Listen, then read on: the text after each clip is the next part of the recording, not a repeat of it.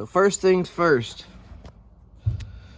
this back piece, you snake in between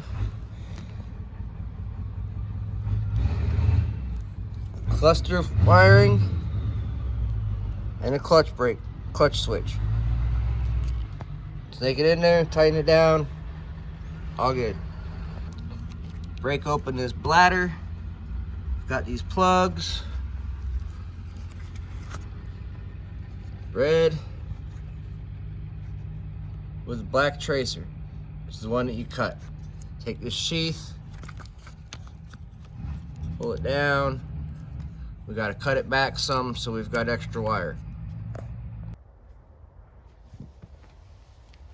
Once you've got the tether wires fed down through, cut them even, strip them back, get in there with a razor blade, like I said earlier, cut the sheath back. Be careful not to cut any of the wires.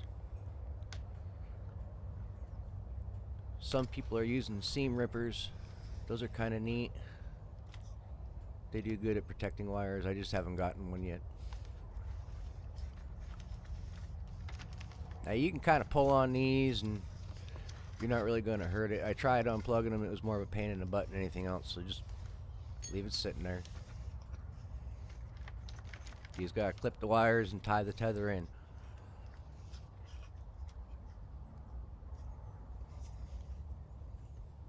Basically your signal is going to be going up through the tether switch, and so when the tether switch closes, it'll kill the motor.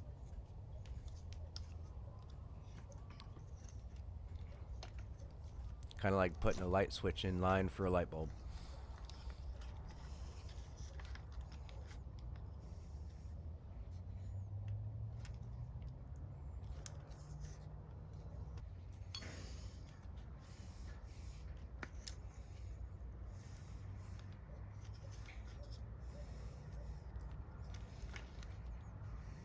And make sure you slide the heat shrink up the tether side of the wire. That way you can keep it away from the heat.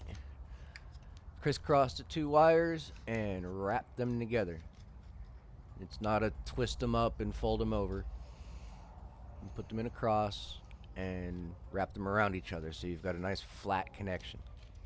Get in there with a soldering iron and the solder and make a good connection.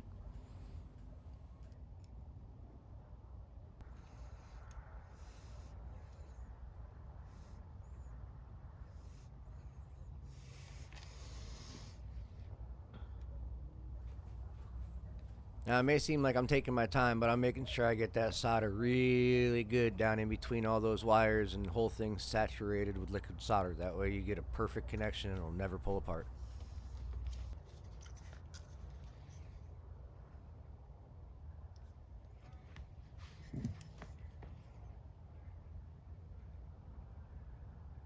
And you slide the heat shrink over, and I just use the soldering iron, shrink the heat shrink around the fresh joint, and you're good to go. One soldered connection, sealed up, protected. Move on to the next one.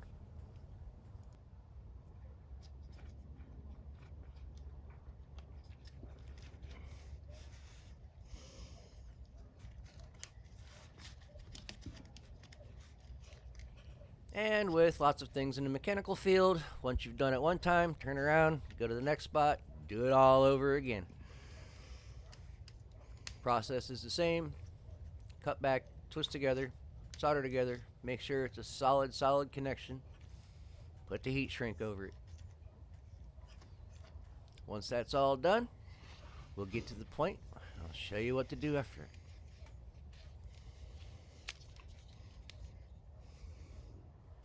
Now, if you're not subscribed to the channel, go ahead, reach down, hit that subscribe button. If this video helped you out a little bit, go ahead, throw a comment in there, and hit the like button.